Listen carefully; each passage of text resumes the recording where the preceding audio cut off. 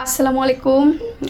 আমি আর মা দুজনে মিলে আন্টির জন্য এই যে ঈদের বাজার নিয়ে আসলাম। এখানে এই যে আন্টি বসে আছে, এই যে গোশত নিয়ে আসি, এই যে সব কিছু যা যা লাগে আন্টি রান্নাবান্না করে খাবেন কিন্তু। পছন্দ হয়েছে বাজার?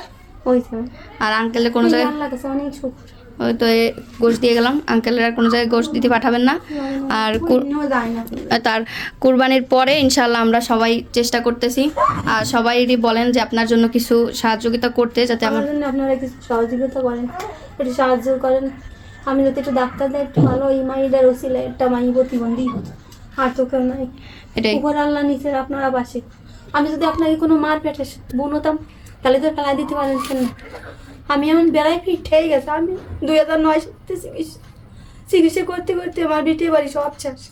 আমি না রাস্তার পাগল। এখন ঘর পাইছি তো আমার তাহলে কোনো কাগজপাতি ঠিক হয় নাই। এই যে মাও আছে, আমরা সবাই মিলে এই যে বাজার নিয়ে আসছি। তো আশা রাখি আপনারা সবাই আমার আন্টির পাশে থাকবেন। আর কুরবানির পরে আল্লাহ বাঁচাইলে ঢাকা মহাখালী আন্টিরে পাঠাবো। আপনারা যদি সবাই সাথে থাকেন, পাশে থাকেন, তাহলে আমরা ইনশাল্লাহ পাঠাইতে পারবো।